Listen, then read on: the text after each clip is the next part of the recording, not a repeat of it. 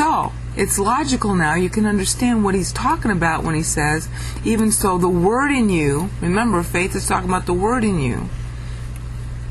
If it doesn't have works, and this is where the King James is somewhat mistranslated. Okay. Now he's talking about the faith. Remember, that's the same construction that he used in chapter in 1:3. Now he's using the definite article. You see that? He was using it in James 1:3. He takes it out when he talks about the word, but now he's using it.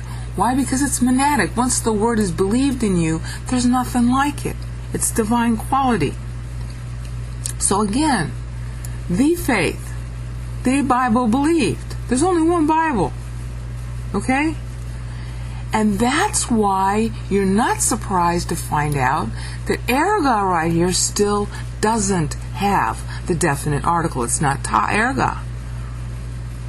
Alright, we saw it, we were just looking at it earlier, that it had no definite article, and it still doesn't. Because he's talking about divine works. See? The faith is talking about the word believed in you. And that's why it goes with divine works, erga without the article.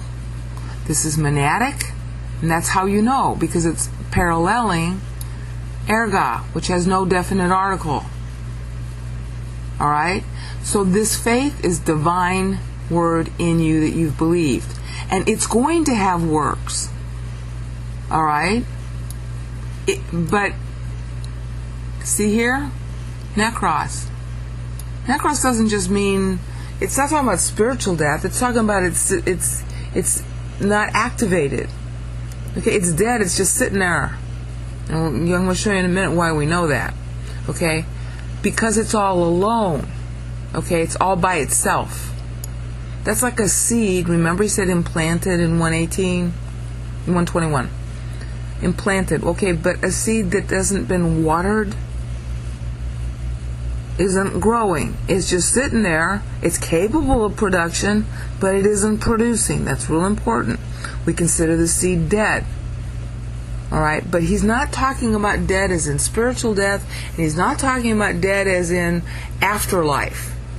He's talking about it as not yet alive. And how do you know that? Because of this. Okay? King James says faith without works is dead. That is not what the Greek says. Okay? Here's our friend hapistis, which we just saw in 2:17. Okay? That's the word believed. Choris means without. Now we have plural works with the definite article. In other words, it's going to produce something. Alright? And the reason why it's got the definite article now is this little word right here, which is mistranslated dead. Greek word is argos. And the NASB correctly translates it, and the KJV does not. KJV translates it dead, but it's not dead. It's useless. It's idle. Actual word means idle. It means a day laborer who is waiting around for somebody to hire him. See, inactive, not working. Of persons with nothing to do. Unemployed. Okay? That's like when you're working if you're working in a store and there aren't any customers, you say that the business is dead today. It's not really dead, it's inactive. There's nobody there. You're idle. So the expression dead doesn't mean spiritually dead. It's not talking about salvation. It's talking about no activity. Alright, and the other reason you know that, besides the fact that this word means an idle employee, okay, argos means an idle employee.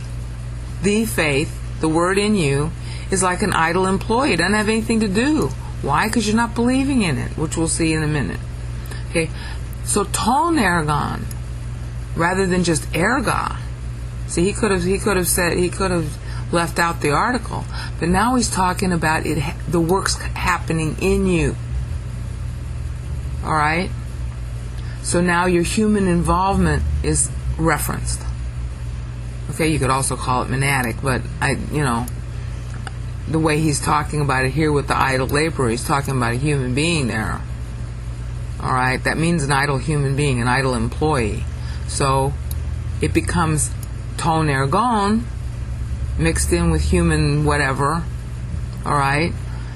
Because the doctrine is in you, a human being, acting on you, a human being. Of course, right here it's idle, but if it weren't idle, it would produce ton ergon. It would produce something in you.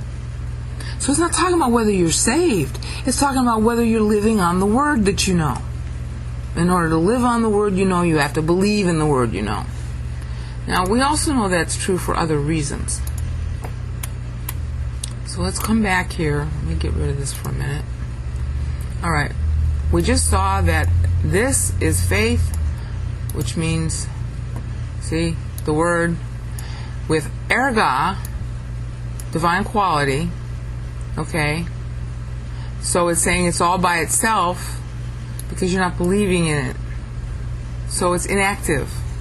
And we saw that also stressed here, except that the KJV is mistranslating it dead. It's dead as a figure of speech, but it really means an idle employee. So the faith, which is the word in you, if it doesn't produce, and in this case we were looking at ton ergon, is inactive, idle employee. Okay, now why is James even talking like this? He's talking like this because they're questioning, well, you know, I got physical wealth and you're telling me that I have to, like, you know, not despise the poor, all right? But what am I going to get if I believe in this word? And how do we know that that's what they're saying? Because James introduces the straw man right here. Yea, a man can say, you have faith, but I, this isn't and, it's a but I have works. In other words, the guy's going to counter because he doesn't want to learn the Bible. He's going to counter and say, oh, you know, this typical Catholic thing.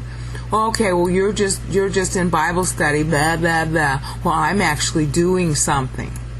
Okay, so you show me your faith with no works, but I'll show you my faith with the works. See, that's his excuse for not studying Bible. All right?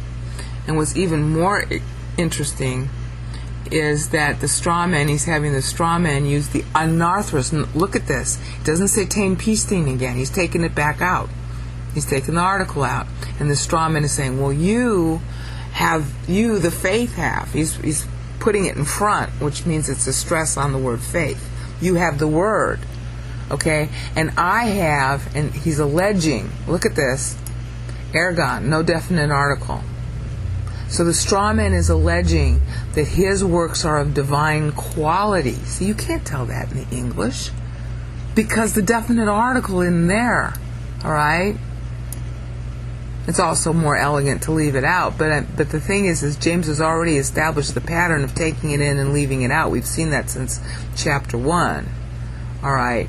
So, yeah, it's more elegant because kago is there. That means and I. Okay? I by contrast. Okay, stressing the self. Got that? Stressing the self and now stressing, well, my works are just as good as your faith. I have divine quality works. Okay? And you know that because peasting doesn't have the teen in front of it, and you know that he's alleging the divine quality because there's no ta in front of erga. Alright? And then he's being really snotty. Show me! You show me! See the stress on the self? Kago is stressing himself, because he doesn't need to put that there, all right? Because Echo would have already communicated first person. So kago, I have. Okay, show me. See dagnumi in the lower left-hand corner? Show me. And now he switches, look at this. Now he switches to teen pisting. See, this is without it, and now this is with it. Using monadic. Show me the faith of yours without any works. And I, he's stressing himself, I will show you, there's like daiknumi again, okay, from my work. See, this is your faith. It's actually a subtle switch to the act of believing right here. Okay, show me your believing without any works, without your works, okay? And I, by my works, I will show out from my works my faith. Oh yeah. See? By putting the definite article back in, he's showing that the person is stressing his own faith as if it had merit. Same mistake as Augustine makes.